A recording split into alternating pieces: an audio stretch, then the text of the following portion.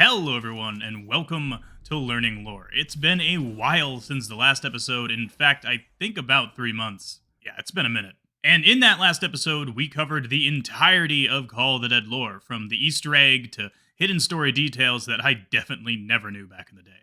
But today, we continue our journey further into Black Ops 1, capping it off with the final 2 DLC maps, Shangra-La and Moon. Which, although when it came out, I wasn't a huge fan of Shangra-La, I certainly loved Moon. So I'm very excited to learn more about the lore, because back then, I barely knew any of it. And in the series outside, although it feels like it's been ages since I did Black Ops 1, you guys showed me just how little I actually know. But this series, Learning Lore, is meant to change that. So if you're just learning the lore and come here to learn alongside me, I welcome you. And if you've been learning it the entire time, studying it all these years, I hope you'll have me.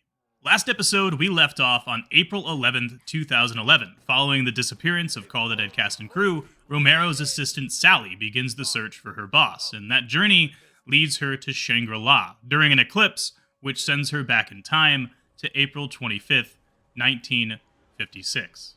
So Sally was George Romero's assistant, and obviously he was turned into a zombie at the Call of the Dead facility. So he's probably there still, under the water somewhere maybe. But Sally is trying to find him, and I suppose one of the interesting implications of this is that Romero knew about Shangra-La beforehand. He most likely had it somewhere in his notes or a diary or something like that, and that would be why Sally would go to Shangra-La to try and find him. So immediately it's very apparent, at the very least, that Shangra-La is known, at least to George Romero and probably any history buff in this universe. But where and what exactly is Shangra-La? Because it's not exactly obvious playing it. So if we take a trip to the wiki and search up Shangra-La, we'll actually find that there's a fictional place called Shangra-La, apparently in Tibet Kulun Mountains, described in a 1933 novel, Lost Horizon. And as it turns out, actually, a lot of things about Shangra-La are based off of novels, and we can see here that in the novel, it's described as an earthly paradise, and the people who live there in Shangra-La are almost immortal, living hundreds of years beyond the normal lifespan, and only very slowly aging in appearance. So at the very least, we have a baseline for what Shangra-La might be, and we know that in the zombie storyline, the people who live there are called the Vrill, as this is where that Vrill device came from. And yet again, it turns out this is based on another novel, particularly one that was published in 1871, called The Coming Race. In this novel, the narrator finds his way into a subterranean world occupied by beings who resemble angels. These angels called the Vrillia, and they have telepathic and parapsychological abilities, being able to transmit information, get rid of pain, and put others to sleep. And in that novel, it's described that the reason they have these abilities is because of this all-permeating fluid called Vrill, which in the zombie storyline sounds a lot like 115. As this all-permeating fluid allows for the ability to heal, change, and destroy beings and things, with the destructive powers in particular being immense. And since all of our wonder weapons in the zombie storyline are all powered by 115, it would kind of make sense that that's the parallel being drawn here. Mark II ray gun, anyone? But that's not the only connection this novel has with the storyline, because if we scroll on down here, we can see something about the Vrill staff, which is an object in the shape of a wand, or staff, used as a channel for Vrill. The narrator describes it as hollow, with stops, keys, or springs, in which the Vrill can be altered, modified, or directed to either destroy or heal. And although we don't see any of these things happen with the Vrill device in-game, it is hollow for the most part, and most likely takes heavy inspiration from this novel. So that's the background about Shangra-La and the Vrill, but of course we kind of have to put this into the storyline and figure out what Treyarch has done with this information, and what it means for zombies. Well, as I stated earlier, Sally went to Shangra-La during an eclipse, and she was sent back in time. So the first thing we know is when there's an eclipse at Shangra-La, some kind of rift opens and sends people back in time, particularly into a time loop, getting them stuck in sort of this perpetual replay of events. And the reason we know that is because of the radios that are at Shangra-La, which coincidentally also describe the first explorers to find the place. The heat and humidity is just excruciating. According to the locals, the temple should be in this mountain range just up this river. Gary, do you hear that? A waterfall. We must be close. Hand me the binoculars. There is a structure up ahead. If this is truly a gateway to Argatha, my work will finally be validated. Brock, I don't think this place is abandoned. Don't be silly. This place has to be thousands of years old. I have found some unfinished carvings around the structures I can't make out. They do not look like... Wait, what is this?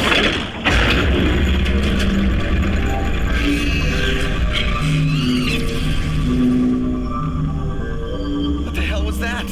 Why is the sky dark? It's an eclipse. We must have... Run!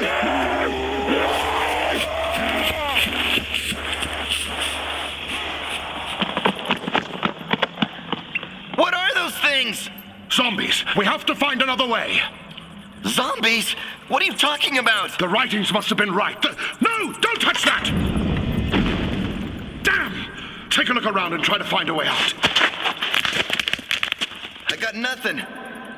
We will have to conserve our supplies. Take your shoes off and hand me your socks.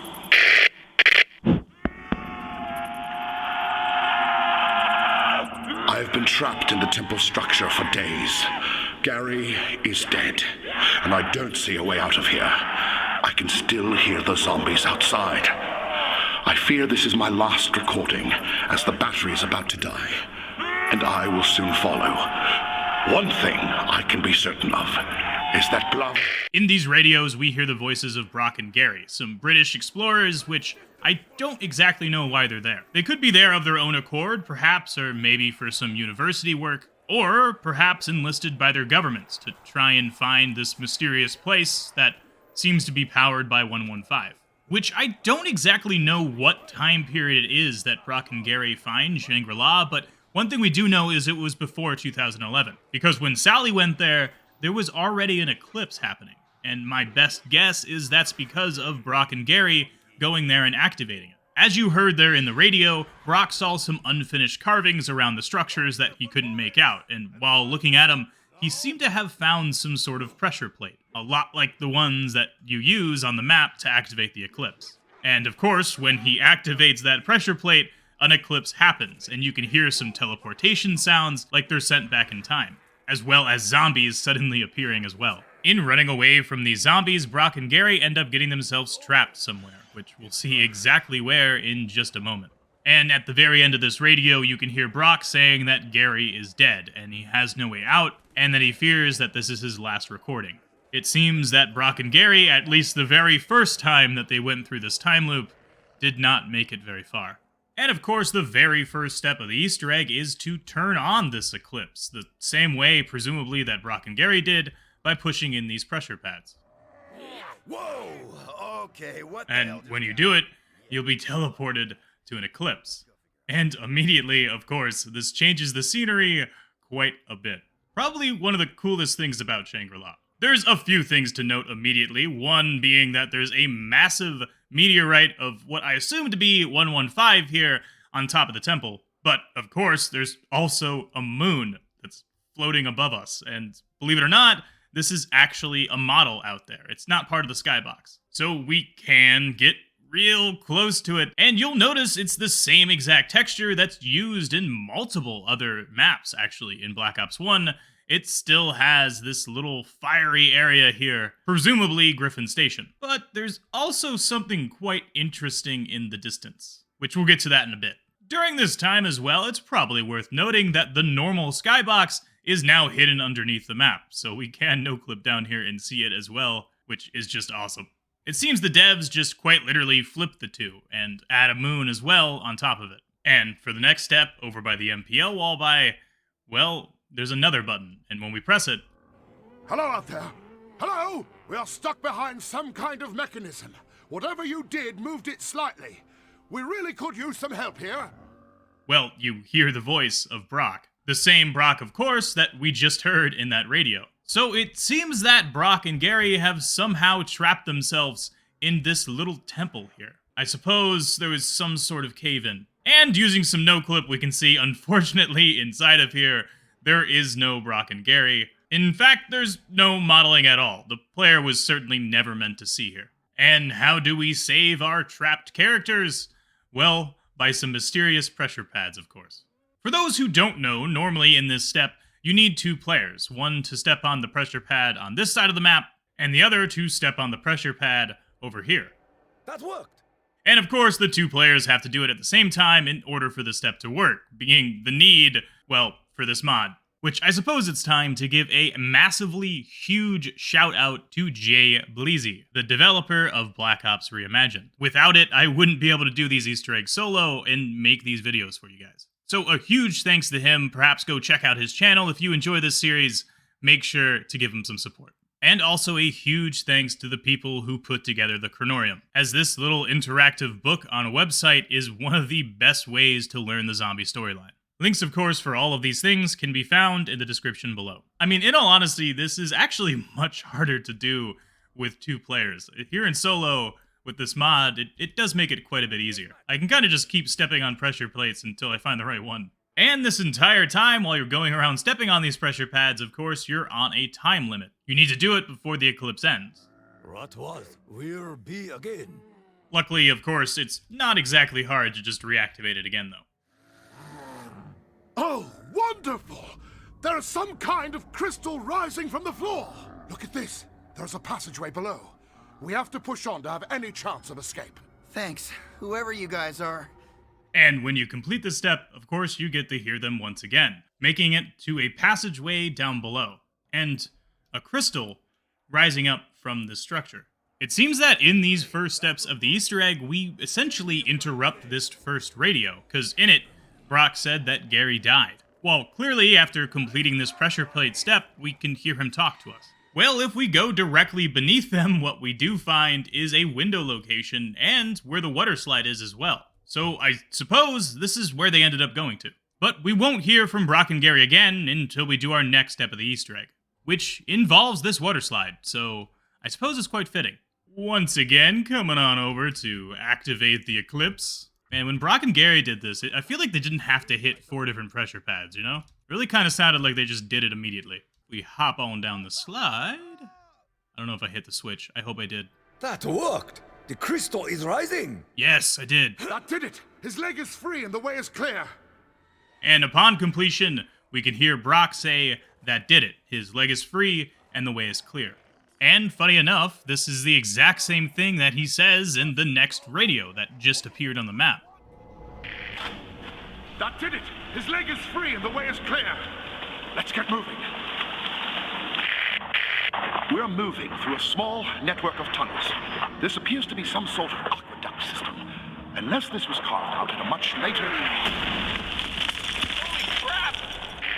Brock and Gary have made it further to a small network of tunnels, only to be cut off by what sounds like a meteor crashing down. But before we can hear from them once again, we have to complete the next step of the Easter egg, which requires both wonder weapons from the map, the ray gun and, of course, the baby maker. And after acquiring your weapons, heading on over to the waterfall to shoot a crystal with your ray gun. Boom goes the crystal. And shrink it with your shrink ray. Looky there, it got itty bitty. After doing so, heading on up to it and knifing it, we'll send it down the waterfall.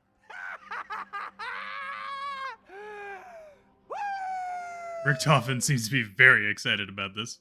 Oh, that's usually an extra 50. And after launching it with the geyser, the step is complete. What goes up must go down, right? But not only this, another radio appears on the map, which we can hear Brock and Gary talking to each other once again. We're moving through a small network of tunnels. This appears to be some sort of aqueduct system. Unless this was carved out at a much later... Holy crap! We need to start digging and get past this cave-in.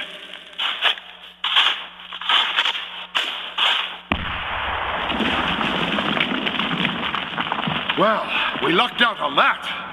I wouldn't classify any of this as lucky. Well, we are still alive. Shh! Do you hear that? Quickly, under there. Great, another dead end. Well, at least we're safe for now. Really?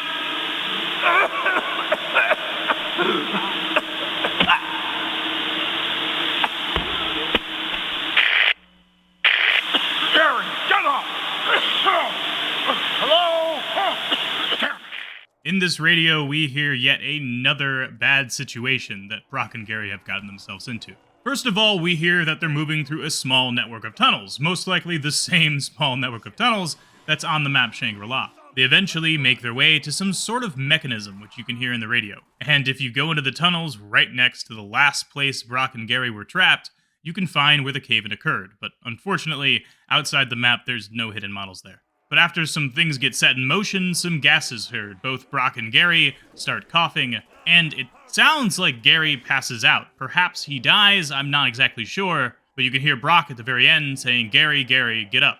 Hello." Once again, it seems we need to help them. Thankfully, this step is quite simple. All we have to do is turn this valve until the coughing stops. Hello? That seems to have stopped the gas. I wish I'd come out there and thank you in person, but we are still trapped in this chamber. You have got to be kidding me! Oh no. The walls are moving. Can you find a way to stop this before we are crushed? Of course! I would hate to waste a good spleen. But immediately after saving these characters from the gas, unfortunately, well, their demise is in sight once again. With walls closing in on them, we have to find a way to stop this. This is done by luring a napalm zombie through the cave and lighting a fire each one of the gas leaks that you can find along the way. But after dragging that napalm zombie on through the tunnels and heading back on over to where Brock and Gary are trapped, we can pull a lever, saving them, and you hear this voice line. That did it!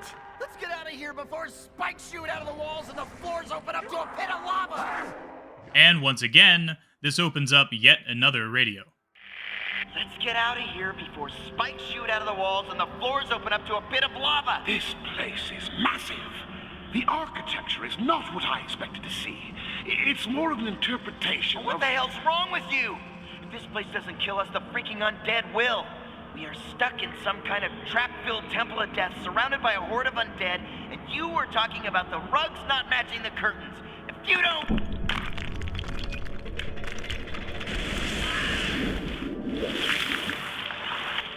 Well, this is unfortunate. Yeah, I rest my case. The walls are too slippery to climb. I can see a tube about halfway up the side of the well, but we can't reach it. What the... I think something just swam past my leg. Where? I don't know!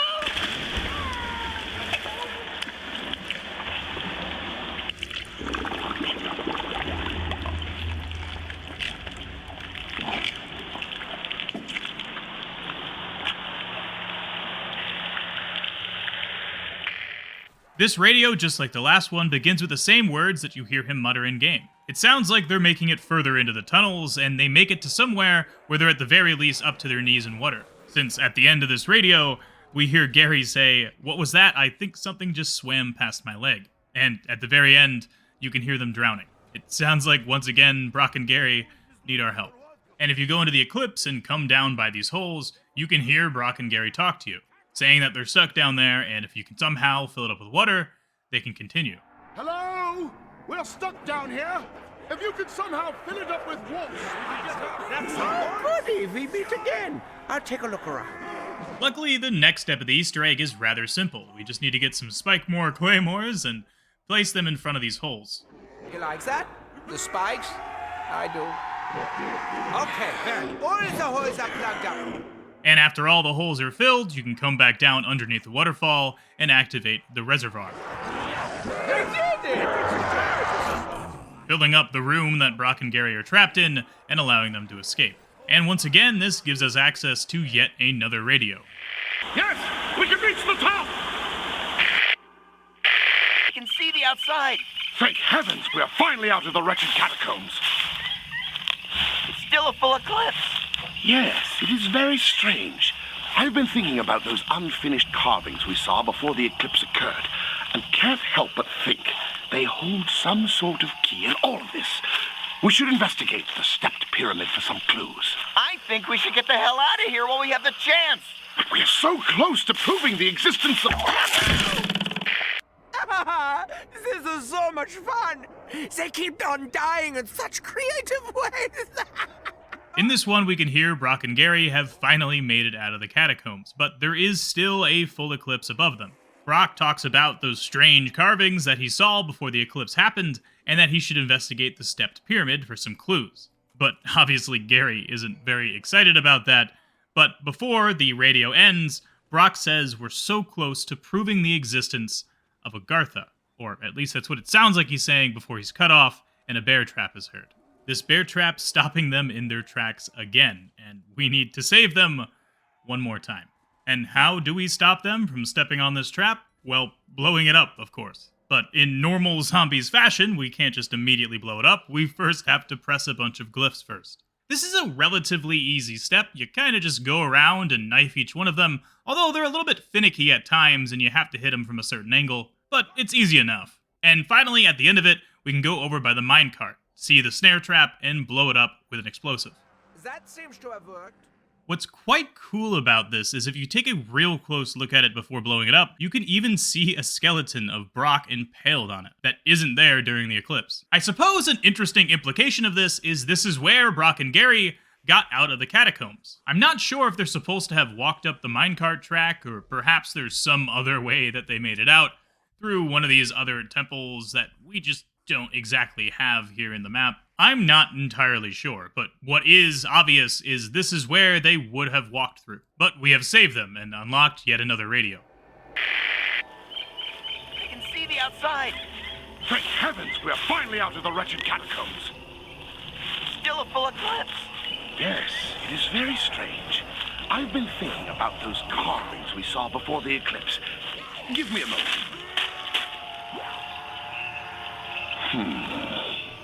Jeez, man, do we really need to do this now? Yes, they do match the pictures from the tattoo. It's a code.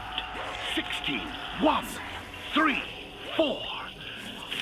This doesn't mean much. Perhaps the answer lies inside that stepped pyramid. And this one is quite interesting. First of all, it's very obvious that this is a continuation of the last radio. This is what would happen if they don't step on that snare trap. And since Brock has a little bit of extra time to think about those carvings he saw before the eclipse, he realizes that they match the pictures on a tattoo. I'm not entirely sure what tattoo this is they're talking about. I mean, it could be Richtofen's or something else, I'm really not sure. But he says that it's a code, 16134, and that it doesn't mean much to him, but perhaps the answer lies within that stepped pyramid.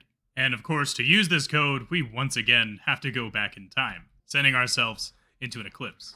Don't be daft, Dempsey. We finished the glyphs for them, so when they got here in the future, they were able to read them because we changed the past. So the past present, when we were, never actually happened to them, and... But after doing so, we can head on over to the Mud Temple and activate some of these panels and input the code 16134. The only issue, of course, is that there's no numbers on these panels. The dials seem to have some sort of symbols on them, and I imagine that this is supposed to be the Vrill language, most likely solved by a cipher back in the day. If you guys know, let me know down in the comment section, but what you see on your screen is that code, 16, 1, 3, and 4. And yet again, I hear a crystal rifle. And when inputted correctly, another crystal will appear above the Mud Temple. And once again, this unlocks another radio to listen to.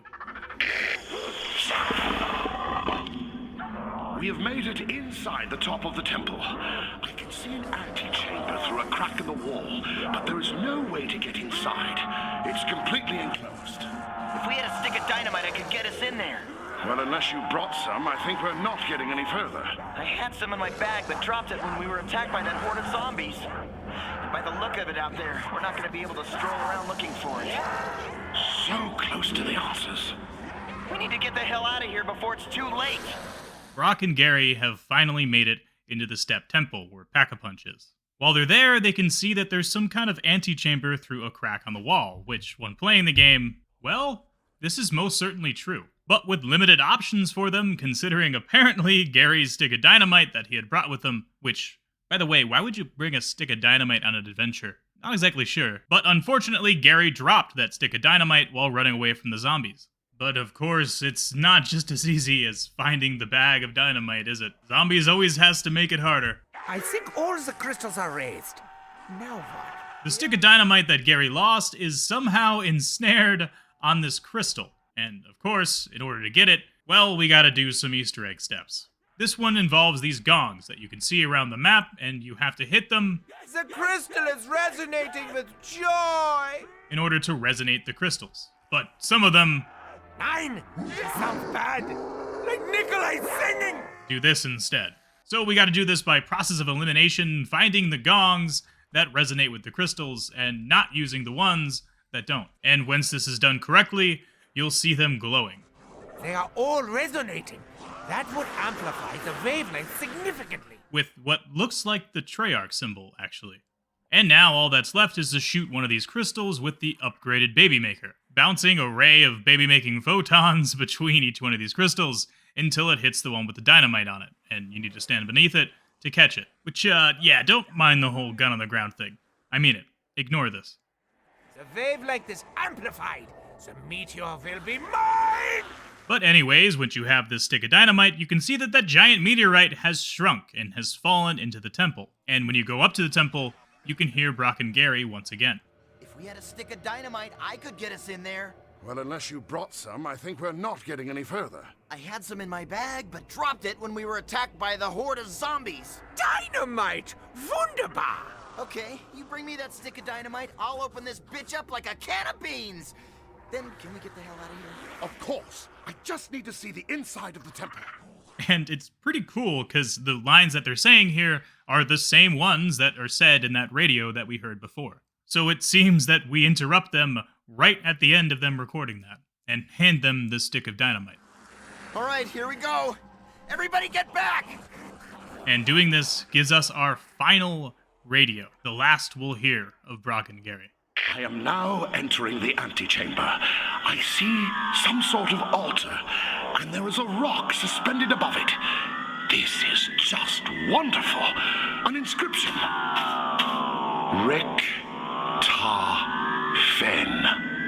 Richtofen. Gary, take an etching. The rock above the altar seems to be suspended in thin air. I'm going to remove it now. We've been in this jungle for days and haven't seen any sign of this hidden temple. We cannot give up. It has to be here. I can't shake this feeling like we're going in circles. We should get to higher ground and take a look.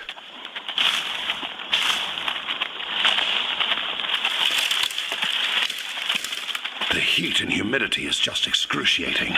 According to the locals, the temple should be in this mountain range just up this river. Gary, do you hear that? A waterfall. We must be close. Hand me the binoculars. There is a structure up ahead. If this is truly a gateway to Agatha, my work will finally be validated. Brock and Gary get to see the altar that has Richtofen's name inscribed on it. And if you're a little bit confused as to why Richtofen's name would be inscribed on an altar somewhere in Southeast Asia, well, that's because Shangri-La has a little bit of a complicated past. We learned way back in the World at War episode that on January 4th, 1940, Richtofen and Schuster conducted their first human teleportation test, and Richtofen was very confident in its success, so he volunteered himself. When he stepped in, he was teleported to the moon, where he encountered the MPD pyramid, which we'll get into more of that when we go to Moon, but for now, it electrocutes him and teleports him to Shangri-La. And this is also where Richtofen gained his obsession to find Agartha. But while Richtofen was at Shangri-La, he met the natives there, the Vrill. The same Vrill that gave us the Vrill device in Call of the Dead, and the Vrill that apparently live in Shangri-La. And while he was there, an altar was built in his name, the same altar that we find here in the map.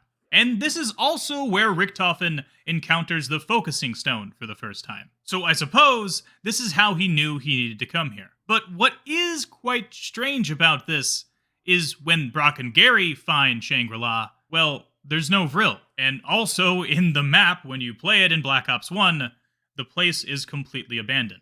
Well, I got an idea why this might be. Remember towards the beginning of the video when we saw that over there in the skybox? Well, that is most certainly a moon, and definitely not Earth's moon. I mean, that right there is Earth's moon. And what's interesting about Earth's moon here is that it has what looks like some sort of rift around it. There's some swirly bits, which at least in the zombie storyline typically means rift. And with a really oddly shaped moon over there, I'm pretty sure right now, at least during the eclipse, we're on Mars.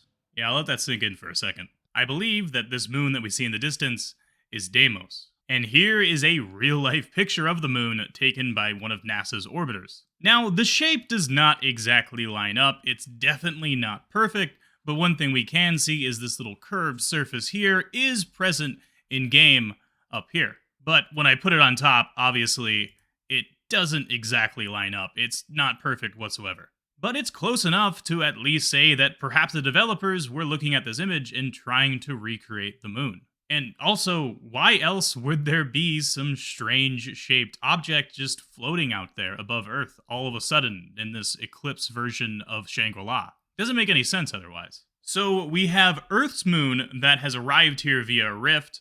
We have Mars's moon just sitting off there in the distance. But of course, Mars has multiple moons, and I suppose that does bring into question, like, where are they? They're not present here whatsoever. Well, if we take a look at the loading screen for Shangri-La, we can see what looks like 3 moons floating out there in the sky, as some tornado-looking rift opens up and swallows up the temples. It is important to note, though, that Mars only has 2 moons, Deimos, which we talked about before, and Phobos. So as to why this picture depicts 3 of them, and also depicts a massive object covering the sun, I'm not exactly sure. But not only this, in the distance way outside the map is this, which, if you look closely, is most certainly just a picture from the Midwest United States. I'm not entirely sure where, but it is impossible not to speculate that perhaps this was supposed to be some Martian landscape, considering that it is these very deserts that NASA trains their astronauts for Martian landscape. It's just a theory, but I don't know why else all of these things would be happening. Why would there be a rift on the moon? Why is there another moon out there in the skybox? And why is there a texture that looks an awful lot like Mars sitting in the distance? I think the only logical answer is that Shangri-La, at least during this Eclipse version, was on Mars. But I would assume that the normal version of the map here is on Earth. Obviously, Brock and Gary themselves are from Earth, they're English explorers, so I would doubt that they somehow stumbled upon a teleporter and brought themselves to Mars. I mean, at the very least, there's no evidence of that. What would make a lot more sense to me is that there's another rift going on here. Somehow, somewhere along the way, and I'm not entirely sure when this would have happened. It could have been a number of different times, considering there has been tons of rifts throughout the storyline so far. When we first teleported at Kino, for instance, I believe that was one of the big ones. It could be that when that all happened, well, Shangri-La was also teleported from Mars to somewhere in Southeast Asia. Again, it's just a theory. There is no official answer on this as far as I can tell. But let me know what you guys think down in the comment section. But in conclusion, Brock and Gary are still stuck in that same time loop. We heard at the end of our final radio, Brock reaching for the altar, touching the focusing stone, and immediately being teleported back in time, beginning the entire journey all over again. So I suppose it's time. Let's grab that focusing stone for ourselves and finish this Easter egg. Let's move on to Moon. Richtofen now has everything he needs to finish his grand scheme. From Kino, he got his diary, which he read in it that he needed both the Vrill device and the focusing stone in order to complete his plan. He got the Vrill device from Call the Dead, and the focusing stone, obviously, from Shangri-La. So now it's time for him to go back to Griffin Station. But what exactly is his grand scheme? Why are we going to the moon? And what is Griffin Station? There is a lot to unpack there. Well, we've already discussed a little bit that Richtofen was teleported to the moon the very first time that he conducted a human teleportation test. But why Dr. Richtofen decided to teleport himself becomes a little bit more apparent if we go back a month to December 4th, 1939, where during Test Trial 151, Richtofen and Dr. Schuster successfully teleport a walnut, and of course this is the first successful test where the chemical composition of the object is maintained throughout the process, without it having been destroyed. Log entry 38, date, December 4, 1939. The matter transference prototype is prepared for test run number 151. We have now reduced our test subject's mass to prove that this is possible. Dr. Schuster, please give an overview. Yes, Dr. Richtofen. We have the new test subject, a walnut, weighing in at 10 grams. The target platform is now at 3 feet with no obstructions. We have 1 microgram of the element, which, according to our calculations, will be entirely used up during tests. Excellent, Dr. Schuster. Commence test number 151. Yes, Doctor. Please, insert your earplugs.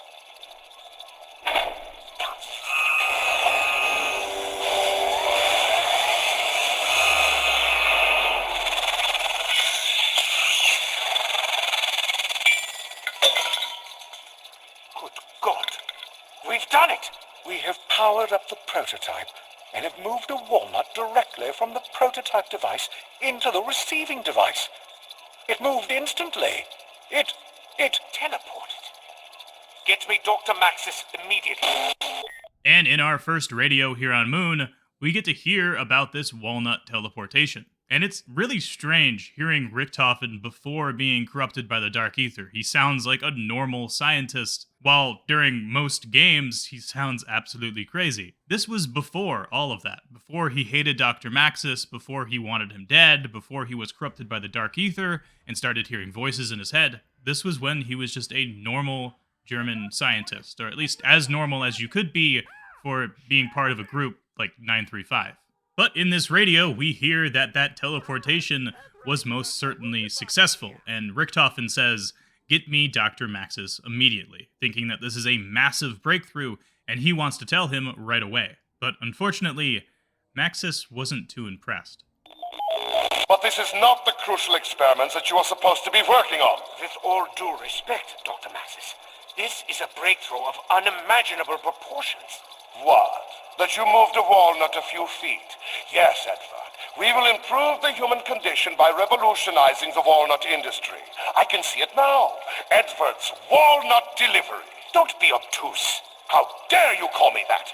We are at war, Edward. I will admit that there is promise here. But until this war is won... Correct me if I'm wrong, Dr. Maxis, but Group 935 is a research organization. What was the motto? To improve the human condition? What business of ours is this war? Fine, Dr. Richtofen. I will let you in on a little administrative secret. We are finalizing a deal with the Nazi Party. We need funding. We need equipment. They need new weapons. Chances are this war will end soon with a treaty or two, and we will be in a much better position to help the world. Are you certain this won't cause massive defections? We have scientists from all over the world working with us. That is why it is with the utmost confidence that I share this with you. No one will know of this. This is simply the breaking of an egg to make an omelet. Think of the tactical advantage we would have. Think of the cost. Think of the time. We can provide the Nazis technical expertise in various areas without putting all our eggs in your walnut basket. Good day, Edward, and get back to your real work.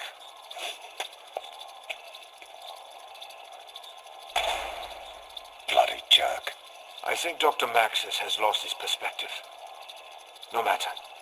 We'll do this on our own and publish the findings before he has a chance to. You're not suggesting that Dr. Maxis would steal this technology and perfect it without us, are you? I would by no means discourage that thought. Great scientists must stick together and achieve great science. And there it is. Dr. Maxis seems to be a little bit preoccupied with funding from the Nazi Party, which we learned in the original World at War episode that it was only a couple weeks ago when Maxis turned to the Reichstag for additional fundraising, and Germany agreed to the request, expressing their interest in weapons research, teleportation technology, and, in particular, reanimating undead subjects. Well, it seems very apparent that at least Dr. Maxis doesn't think teleportation is the way to go, and instead they should be working on weapons. Richtofen should be working on the Wunderwaffe, and also, of course, reanimating an undead army. That one probably being the big one, considering that later on, they didn't even mass-produce the Wunderwaffe DG2, leading to more hate for Maxis from Richtofen.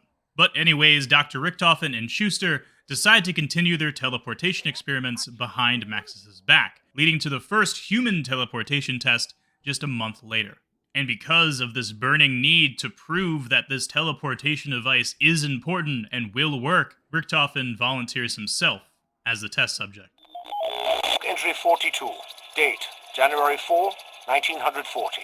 Dr. Schuster and I, despite mounting pressure from Dr. Maxis, I've continued working on the matter transference prototype. We have made great strides in the last 30 days and are ready for our first human subject. If our calculations are correct, we will send a test subject, me, to the receptacle station sitting 30 yards away and behind a cinder block wall. Are you certain you want to do this, Dr. Richtofen? Nein, Dr. Schuster. But this must be done. Quickly, put in your earplugs and power up the machine.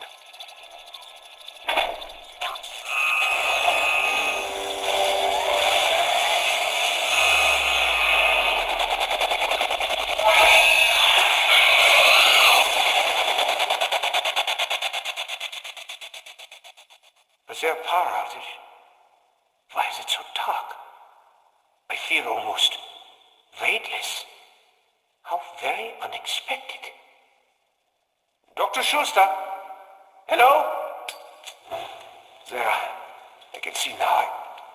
Oh my God. I'm standing in a circular cave, surrounded by some kind of machinery. It's like nothing I've ever seen before. It looks almost alien in nature. There's a pyramid structure in the center of the room. I'm going to try and carefully touch it. Ah! Static electricity. It's smooth to the touch. Very cold. Not a speck of dust. Might be hollow. The chamber is quite large.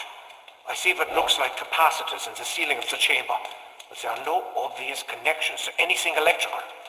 What is this place? Dr. Schuster? Is that you? Dr. Schuster? Look at this. It appears to be covered in some kind of hieroglyphic language.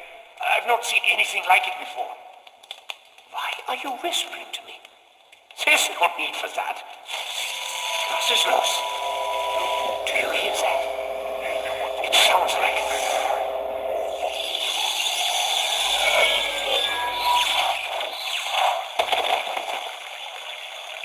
My God! What happened?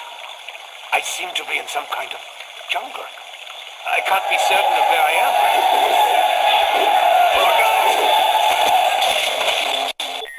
It seems that Dr. Richtofen was indeed successfully teleported. However, instead of being 30 yards away behind a cinder brick wall, he's on the moon, particularly in the power room, standing directly in front of the MPD. We can hear that where he is completely dark, and he feels weightless, considering that he's on the moon. That makes a lot of sense. What is quite strange is that he doesn't have any trouble breathing, and I'm not entirely sure why this would be. Considering that in that cave, there's no oxygen normally, so perhaps the Vrill maybe knew ahead of time that this was all going to happen, and made sure that Richtofen wouldn't just instantly die from the lack of pressure and the lack of oxygen. But of course, Richtofen, being curious, reaches out and touches the pyramid, which shocks him immediately. He calls this off as just static electricity, but seconds later, he begins to hear voices in his head. He thinks that this is just Dr. Schuster, and he talks to him, saying, "Hey, look at this, there's some kind of hieroglyphs here." And even says, "Why are you whispering to me? There's no need for that." And moments after, we can hear, once again, he's teleported. And while he's teleported, he says, "Do you hear that? It sounds like..." Now, I'm not entirely sure what this would sound like. Perhaps he's just referencing the normal teleportation sound that he has heard during his testing with the machines at Doris. But perhaps there's something else. But after being teleported, he says, "My God, what happened? I seem to be in some kind of jungle." And this is followed by some very strange noises, which don't sound familiar to me whatsoever. My best guess is that this is the Vrill speaking to him. They probably gathered him wherever he was teleported to, and then shortly thereafter, built that altar for him. It seems, at the very least to me, that the Vrill are using him as a tool, which I suppose we won't really understand why for quite some time. But finally, after nearly a month later, Richtofen returns to Germany and talks to Dr. Schuster once again. Log entry 43. Date January 23rd, 1940. I cannot be certain what happened to Dr. Richtofen once the test was commenced. He just disappeared from the machine into thin air. I have searched the area for days and have no evidence that he is anywhere. I am afraid I might have to scrap the... Not scrap anything. We've done something. Something wondrous. Shh! Do you hear them? Dr. Richtofen, you're alive.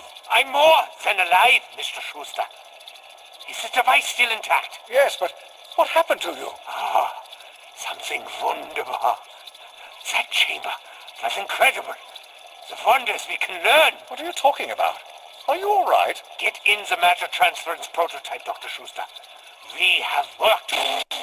When Richtofen returns, it's very clear that he's no longer the same man he was before he teleported. That same calm, cool, collected doctor voice that he had before has gone, and in its place is the one that we all know and love from Black Ops 1 Zombies, the crazy old Edward Richtofen.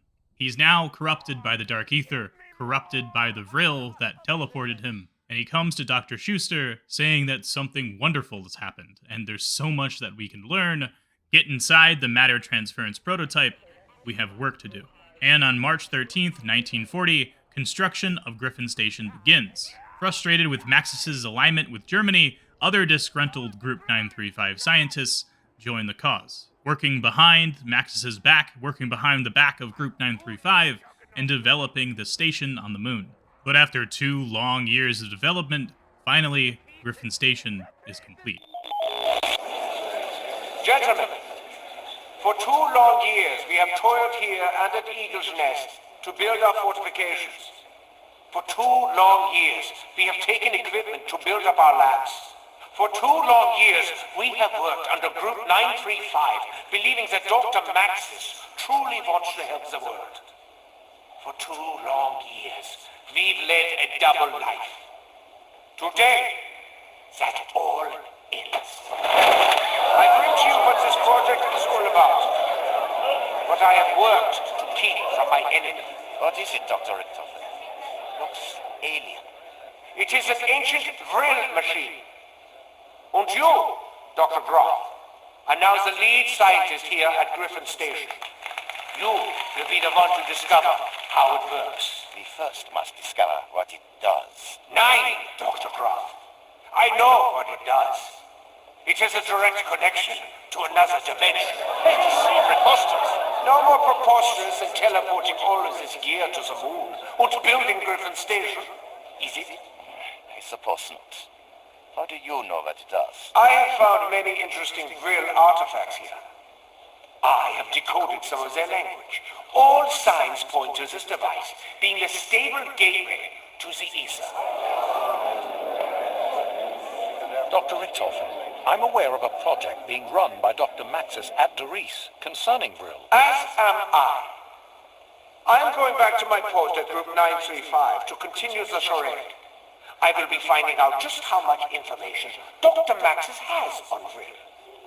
Once the machine is operational, I will enact my plan and return.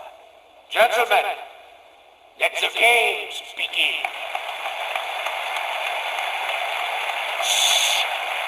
Voices are so loud! Finally, the defectors from Group 935 have found their purpose, and Richtofen has finally unveiled to them what he has been hiding, the MPD, an ancient Vrill machine. So I suppose that does answer my question. The Apothecans and the Vrill are basically the same. Why did the name change? I have no idea. But anyways, of course, Groff wants to discover what it does, and Richtofen tells him that he already knows what it does, that it's a direct connection to another dimension. Now, I originally thought that this MPD teleported him to Mars, but I suppose it could be the case that it's just simply another dimension entirely. Or another dimension on Mars? I'm not entirely sure. But it definitely creates a rift, and that we know for certain. Richtofen says that he has found many interesting Vrill artifacts here, and he has decoded some of their language, and all signs point to this device being a stable gateway to the ether. And on top of this, Dr. Schuster says that he's aware of a project being run by Dr. Maxis concerning the Vrill, which I never knew about beforehand. Perhaps this is just about making the zombies, I'm not entirely sure. If you guys have an idea, again, please let me know down in the comment section. But Richtofen returns back to Group 935 to continue the charade, working with Dr. Maxis as if nothing has happened. All the while, Dr. Groff and Dr. Schuster work with the MPD to figure out how it works and continue experimentation. Log 1075. Dr. Schuster and I have spent countless hours with the pyramid device in an attempt to understand how it functions. We have made little progress until now. Today, we uncovered what looks to be some kind of tank with a glass-like front. The glass itself seems... I've got you now, rat. Kill it, Schuster. Did you see that? Look, the capacitor is illuminated. The tank is filling. The machine. It seems to be activated. What did you do? I think we just discovered what powers this machine. And in our next log from Dr. Schuster, they find out what powers the MPD. They find what is the first soul box in Call of Duty Zombies. And funny enough, the first soul that goes into it was a dead rat, which hints at just how corrupted Richtofen is, because on July 20th, 1942, after finding out that souls charge the MPD, Richtofen begins sending soldiers and scientists to the moon to be sacrificed, and their souls are used to charge the MPD. He could have all along just used animals, just used rats if he wanted to, but instead, he used his own countrymen. Station, this is Eagle's Nest. Status update, over. Hello, Doctor. We have the shipment and are carrying out your orders. It's grim work, Doctor. All in the name of science, Dr. Gruff. Continue until the tanks are full. Yes, Doctor. May God have mercy on us all. Dr. Groff most certainly does not seem thrilled about this work, calling it grim, and capping off this audio reel saying, "May God have mercy on us all." Now, I'm really not sure why it took 3 years for this to happen, but on October 12th, 1945, Groff radios Richtofen to inform him that the device has been powered up and is awaiting the conduit. Richtofen says he will proceed with Operation SHIELD and dispose of Maxis and Samantha. Eagle's Nest, this is Griffin Station. We have an update. Over. Dr. Groff, have you made any progress? Yes, Doctor. The machine is ready and awaiting the conduit. Very good. I will proceed with Operation SHIELD and join you shortly. Security Protocol 935. Yes. I will dispose of Dr. Maxis and that little brat personally. Do not touch anything.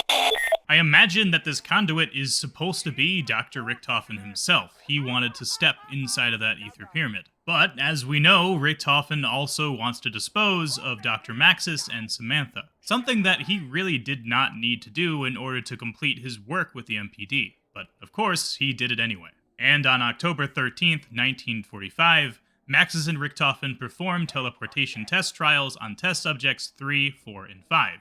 All of them fail, including test 5, where Maxis uses Fluffy. I suppose all of these test trials are failing with Richtofen's assistance. Considering that he has figured out how to teleport, it seems that he's stopping Maxis from being able to do so. But when Fluffy is teleported, Samantha sees it and runs into the teleporter as well. And in trying to stop her, Maxis chases after her.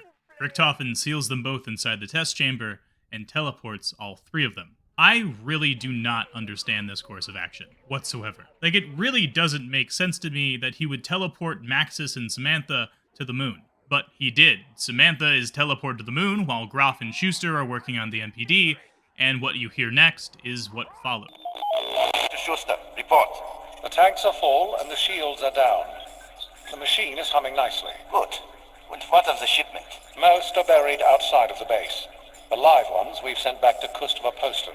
Excellent. There is nothing left but to wait for Dr. Richtofen's return. Perhaps this is a good time to work on my low-gravity putting in the biodome. Yes, a little leisure time would. Intruder detected. Receiving bay. This is not a drill. Security, report. This is not What? a drill. Can you repeat? She's coming right for them! Get her! Get back here! Nay, do not let her! Damn it! Dr. Schuster, find a way to get her out of the pyramid. I will contact Edward and let him know there has been an incident. It seems that Samantha has run herself into the MPD. Being the conduit that Richtofen wanted to be, she enters the pyramid. At this point, at least so far, we don't know what happened to Dr. Maxis, where he was teleported, considering he wasn't following closely behind Samantha. It seems that perhaps they were a little bit dislocated. But of course, Dr. Groff immediately contacted Edward to let him know that there's been an incident. How did she end up there? No matter. I know what must be done. In the meantime, see if you can find Dr. Maxis. Perhaps he can talk some sense into her. Did you not deal with him already? Yes.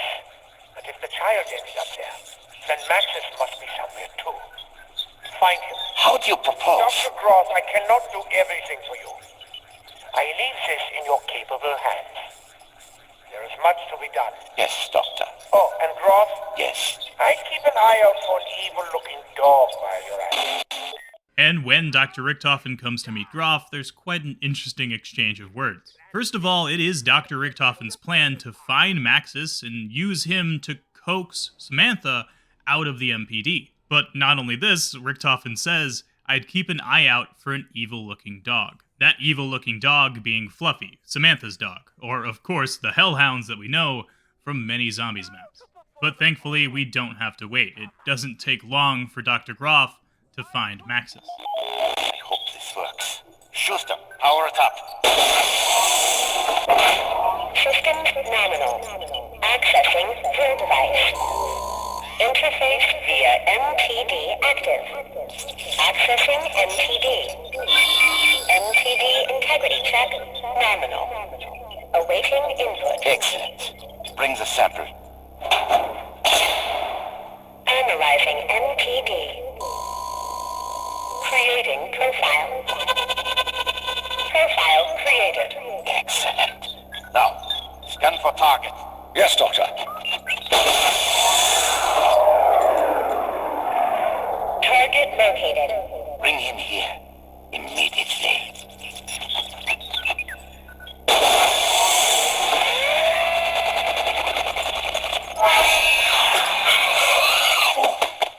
Greetings, Dr. Maxis. Schuster, I should have known.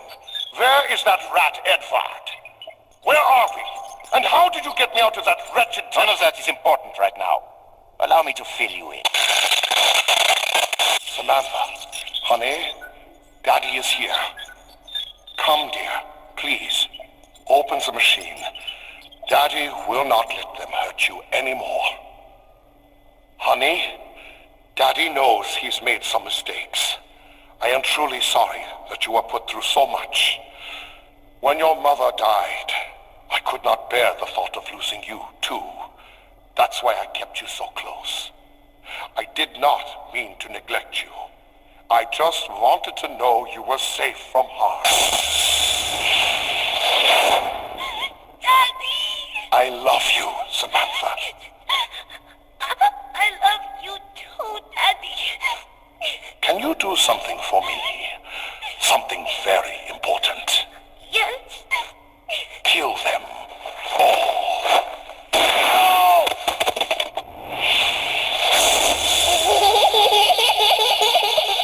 We are doomed.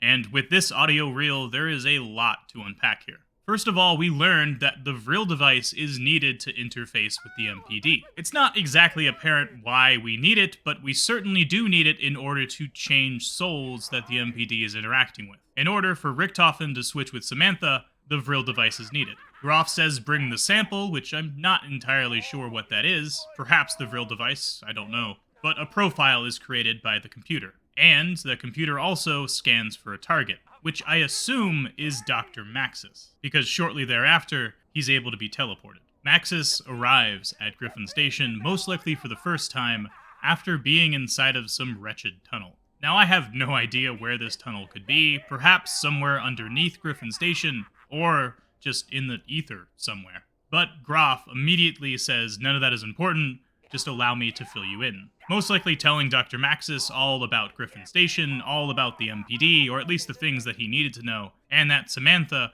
was trapped inside of there, trying to get him to get Samantha out. But Maxis has a plan of his own. After getting Samantha out of the MPD, he asks her for something very important, telling her to kill them all. And just after doing so, a gunshot is heard. This gunshot is Maxis killing himself. which I definitely never knew back in the day. I always thought it was Maxis shooting somebody else, but I guess I was wrong, and apparently it's actually him shooting himself and merging with the technology there at Griffin Station. So I guess he didn't actually commit suicide, considering he still lives on inside of a computer, but I guess we'll get to that in just a bit. But this brings us to October 13th, 1945, where Samantha unleashes the undead upon the base, having control of the undead army that Maxis has always wanted. And this begins the story starting at Shinonuma, where Richtofen takes Ultimus and begins his journey towards his grand scheme, ending here at Moon with the goal of swapping bodies with Samantha that's in the MPD. He got the Vrill device, and he got the focusing stone, and now it's time to take his throne. When we arrive at Moon, of course, we're here at Area 51, which is quite interesting because we haven't mentioned anything about America so far, but yet they very clearly have a teleporter here. Well, we did discuss a couple episodes ago what happened after Group 935 was disbanded and World War II ended. Both the Soviet Union and the United States shared research facilities and sort of divvied them up between the two, a lot like they did with the land of Germany in real life after World War II. Well, it turns out that all the way back in June 14th, 1937, the United States government discovered deposits of Element 115 themselves at Groom Lake, Nevada. So although Germany has had a head start on this development, the United States did get their hand into the circle all the way back in 1937. And of course, this drove them to create a base there, Area 51. Kind of a cool alteration to the conspiracy theories about Area 51 in real life, that apparently it's this Element 115 that created Area 51. We don't know a ton about what happened at the Groom Lake facility, but we do know that on May 12, 1955, the United States government transferred a number of Element 115 experiments to the Groom Lake facility. So this sort of becomes their main base of operations. But fast-forwarding all the way past the events of 5, in an effort to avoid another undead outbreak, the United States government created the Broken Arrow program, establishing several facilities across the country, and the Groom Lake program is folded into Broken Arrow. This sort of sets us up to learn more in the future, but at the very least we know at this point that Area 51, the Groom Lake program, is controlled by this Broken Arrow program now. But since then, obviously, some things have gone horribly wrong, because when we arrive there, the place is completely overrun by zombies.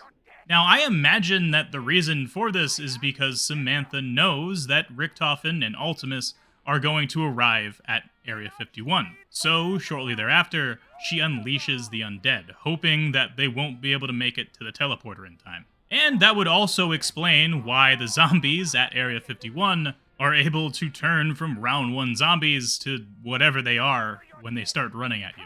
But of course, all of this does explain why there's a teleporter here and why Area 51 itself exists. But one thing I suppose we don't know is why the teleporter teleports you to the moon. Although I guess if you use a little bit of real-life lore, it sort of makes sense. The United States, after all, was the first country to arrive and put boots on the ground on the moon. So it would make sense that in the zombie storyline, they were also the ones to discover Griffin Station, and therefore use their teleportation experiments, the things that they've gotten from various Group 935 research stations, to allow teleportation between their main base of operations on Earth, being Groom Lake, and Griffin Station on the moon. But after Ultimus makes it through the teleporter, of course, they arrive at Griffin Station, without oxygen and a dire need for a spacesuit. But thankfully, of course, there's one right in front of them. 9 good for Georgia. TES active. Welcome to Griffin Station. Artificial gravity and life support systems are offline. It's almost over. Just do what I do and try not to die. And again, this sort of brings about the plot hole of why Richtofen didn't need this when he was teleported there. I guess we'll never know if there's a reason for that. Perhaps they were on that moon that we saw on Shangri-La, the one that had a rift around it.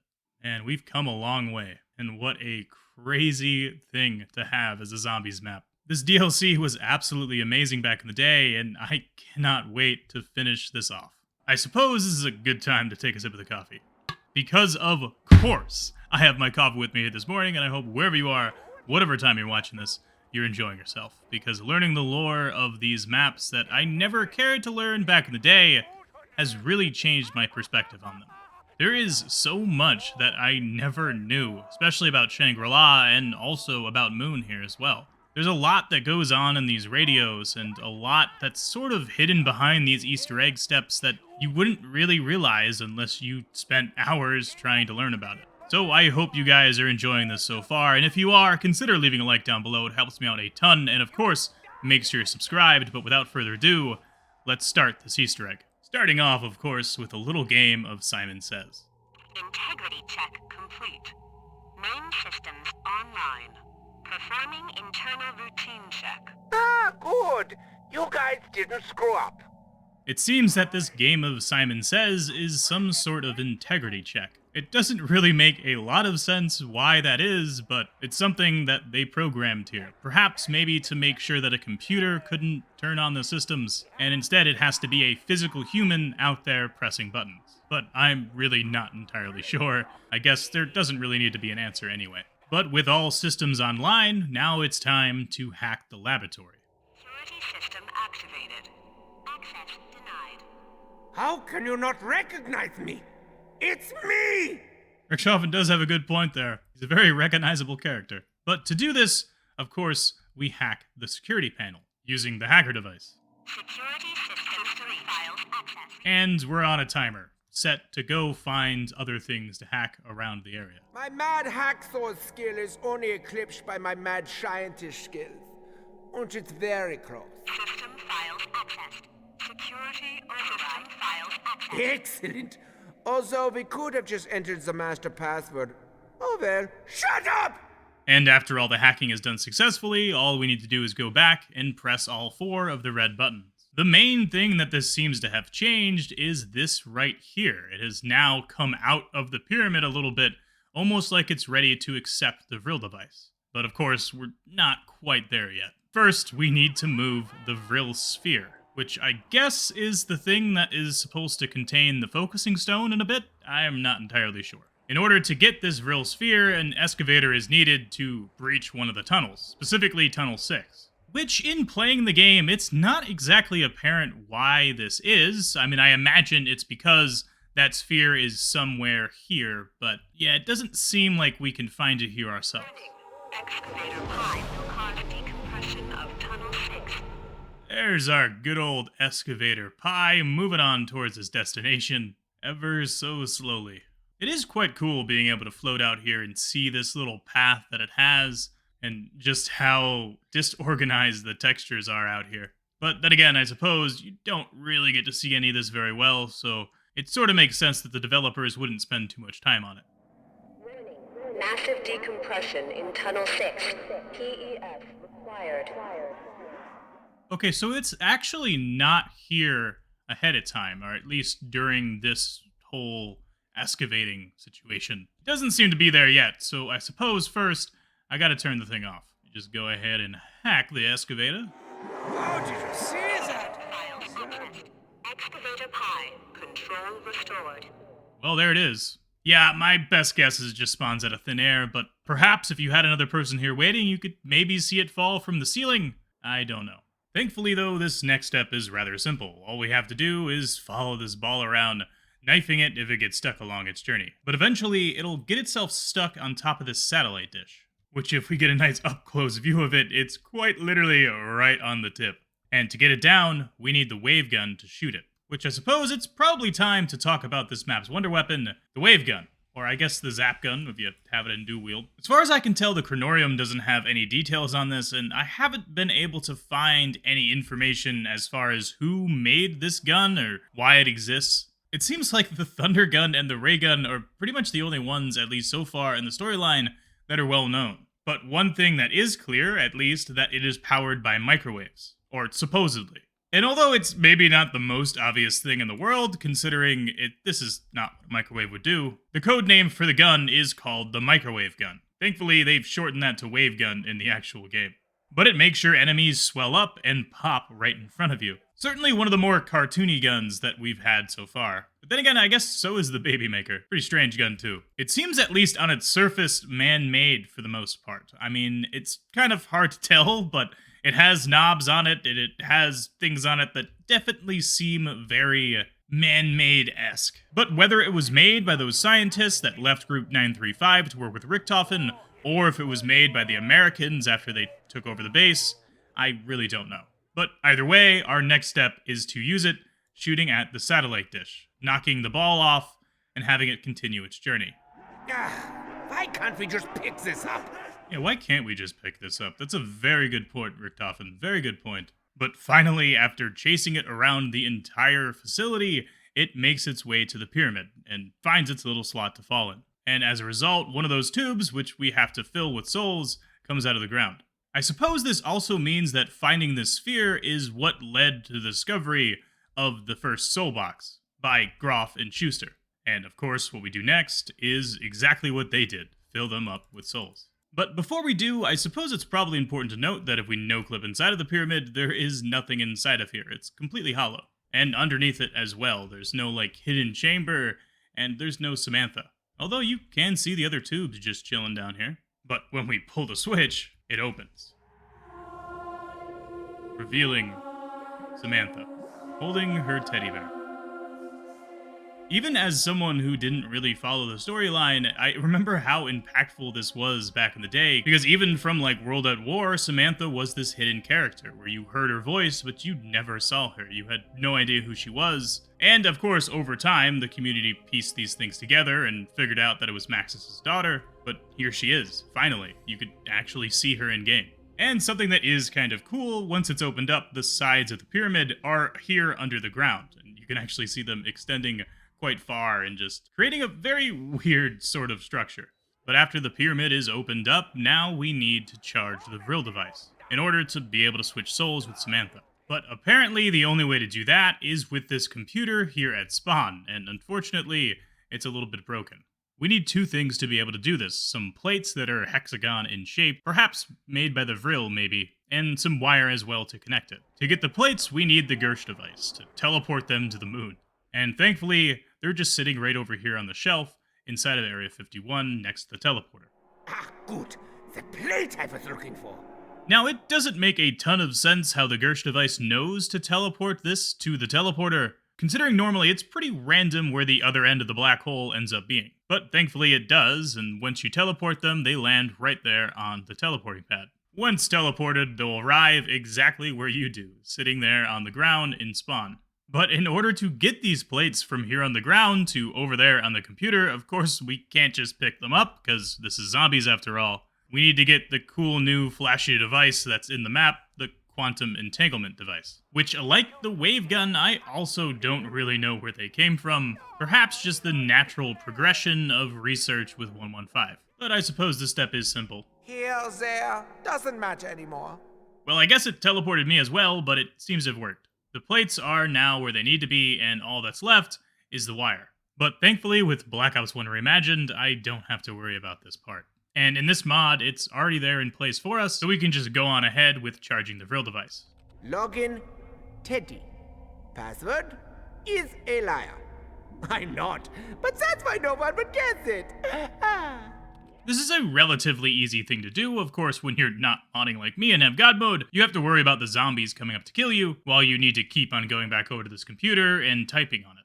But after all you're really doing is spamming interact. Access granted. Greetings, Edward. Would you like to play a game?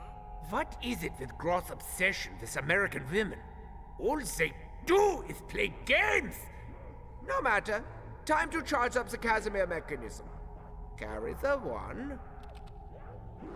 The first thing that Richtofen says is it's time to power up the Casimir mechanism, which is pretty interesting at the very least, considering the Casimir mechanism played a very big role in Ascension. I'm not sure if this is a different Casimir mechanism. It would kind of make sense if it was. But I suppose there's also the off chance that what we did in Ascension, repairing the Casimir mechanism, perhaps was needed in order to be able to do this step of the Easter egg. And after typing on the computer a little bit more...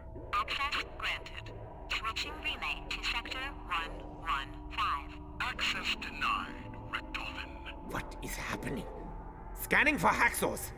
Maxis talks back to us. It seems somehow he is stuck inside the computer. He's still alive after committing suicide in front of Groff and Schuster. I gotta say, back when I first did this Easter egg, I didn't think any of that happened. I didn't know that Maxis killed himself, and I certainly didn't think that he was just part of this machine, that his consciousness was somehow now electronic. I thought this was the alive Maxis talking back to us, somewhere else maybe on Griffin Station, or otherwise. But looking back now, it doesn't make a lot of sense that that would have been the case, and finally being able to put it all together is really awesome. I know what you are up to, and I will not allow you to succeed. You should never have kept the DG2 from production. You should never have tried to steal the plans for the MTD. Stop the madness, Edward. We were supposed to help the human condition, not destroy it. Indeed. And now you are dead. And your little girl is going to be next. She is the source of madness, not I. This next voice line is pretty interesting. It covers a few of the things we've already talked about this episode, with Richtofen hating Maxis for not mass-producing the DG2, and even Maxis trying to steal plans for the MTD, the matter transference device, or teleportation. And he even states it blatantly, that Maxis is dead, even though he's talking to him, so it's a little bit of a paradox. But he says that now it's time for your little girl too. She is the source of madness, which of course is a little bit twisted, considering all of this wouldn't have happened if Richtofen didn't try to kill Maxis and Samantha. He would have been the person in the MPD, and he certainly would have been the source of madness. But nevertheless, of course, he shifts the blame. But with a few more button presses... She is just a little girl, Edward. She doesn't even know what she's doing. And delete. Goodbye, Dr. Maxis. Security override active. We delete Dr. Maxis, and coincidentally, charge the Vrill device. Just like with the previous step of opening up the pyramid, now all 4 of these, I suppose, soul boxes have risen out of the ground. And just like with that step, we need to fill each one of them with 25 souls. You will never succeed in this, Edward! The blackness will swallow your pride! Something far more terrible than you lies here! And while we're doing this, it doesn't seem like Samantha is too happy about it. I'll destroy you for what you've done to Daddy! Saying even that something far worse than you lies here. Perhaps hinting at the Shadow Man, maybe, way before his conception. Edward, you will tremble in fear. I'll slice you apart and expose your rotten innards so you will be judged for what you have become. I think the creepiest part about this is that it's still just a little girl there, and she doesn't react whatsoever while she's talking to you. It's just a disembodied voice. Your tears will taste so sweet when you beg for your miserable life. A very evil disembodied voice. You did this! I will have no mercy on you for your arrogance! I will destroy all those who help you! The Earth's destruction will lie in your hands, Edward! Your fault! The Earth's destruction will lie in your hands, Edward. That is quite the foreshadowing line, isn't it? Yeah! It's time to die, child! Oh no. But after all the soul boxes are filled, all that's left is to put in the Vrill device.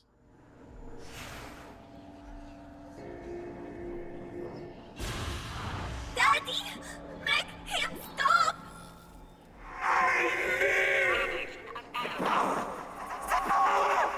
I will control them all! I will destroy you all! But not before we continue the game. Richtofen has successfully swapped souls with Samantha, supposedly now living inside of her body in the pyramid, while Samantha lives in his. Richtofen is in control of the zombies now, which this can be heard, for instance, when the mystery box goes away. It's now Richtofen's voice instead of Samantha. And also, the eyes of the zombies have changed color from yellow to blue. Greetings. If you are receiving this message, it means that Richtofen has entered the device. If you free me, I will help you minimize the damage that he will inevitably cause.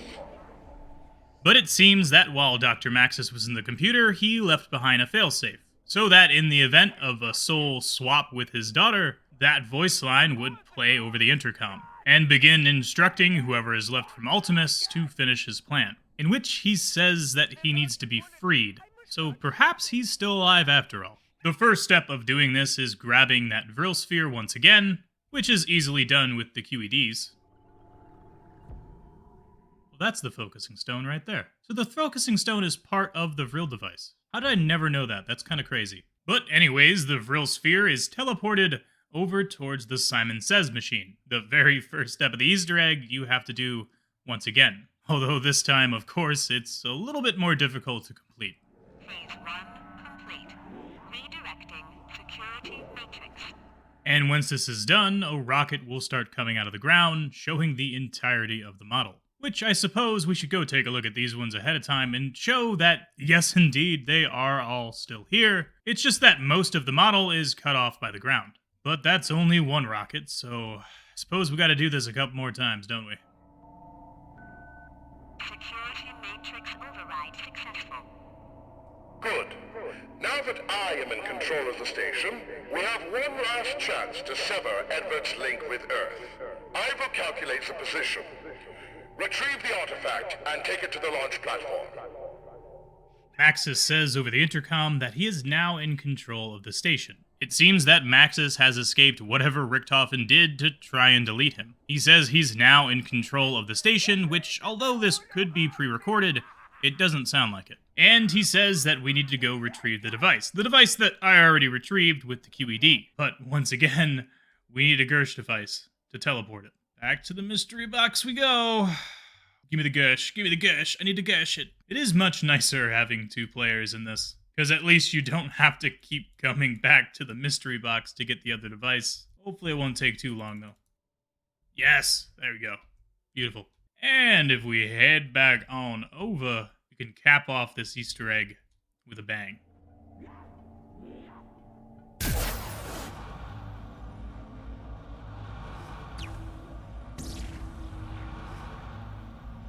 I have finished the calculations. Launch protocol initiated. Launch in 5, 4, 3, 2, 1.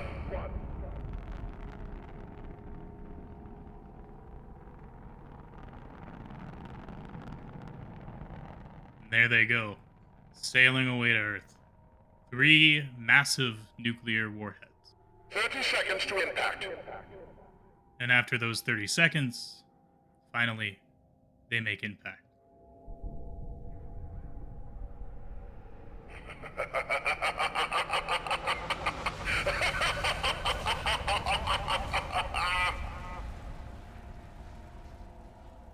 And Earth is destroyed. Or, at least, mostly. As we'll learn in Black Ops 2, there's still some survivors down there. It's very clear that this really didn't end up helping the situation. I mean, Richtofen is very much so still in charge, but now, according at least to Samantha, he's responsible for destroying the Earth, as Maxis left behind a tape ready to cause that destruction. And if we fly on over to the Earth, which it does take quite a long time to get there, we get to see that the singular texture that was there before is now replaced by multiple. There is a whole lot of floating lava and bits of Earth just flying about here. And it looks really crazy when you start getting close to it. This is actually kind of insane. We've made it back to Earth. Not looking too good at the moment, is it? It's quite literally like over 2/3 of it is just destroyed. Well, at least 2/3 of the side of the Earth that we can see. And what's also really cool about this is some of these textures have animation, like they float about a bit as well, sort of making the effect believable, even though when we get up close to these textures, it kind of just looks like blood. It definitely doesn't look like pieces of the Earth, but nevertheless, I do think they did a pretty good job. And of course, in-game, after blowing up the Earth, you can go back to Area 51 to pack a punch and continue playing the game as normal. And it is really cool to get to see this while using no-clip, although nothing really has changed all that much. It seems to be pretty much just a filter that's applied to the lighting and causes these effects. In fact, for those of you who don't know, you can actually fly all the way back to Area 51 from the moon. And when it pops into existence, you can play there like normal round-based zombies. And you can see here, after the Easter egg is done, those effects have gone away, and it looks completely normal as it did before, except for the fact that above us is the Earth, destroyed, sitting there against the skybox. So there we go. Earth is destroyed, and Richtofen is now in control of the zombies. According to the Chronorium, this apparently severs Richtofen's connection with the ether, and I think this is because those missiles destroyed 3 MPDs that are on Earth, or at the very least, similar structures that have a whole bunch of power. Those were the coordinates that Maxis had to look for, and their destruction is how only 3 missiles were able to fracture the Earth almost completely. I mean, nukes are pretty powerful, but not that powerful. But I suppose this leaves to question what happens to the remaining 4 characters, the rest of Ultimus and Samantha. They're just on the moon now. Well, of course, Ultimus has been fighting this whole time, and they've gotten pretty good at killing zombies, so it could be feasible that they could survive on the moon as long as they have supplies to eat and drink. Which I would imagine, in needing to work on the moon, the United States had built up a pretty large supply of resources. But their final fate we won't get to learn for a long time.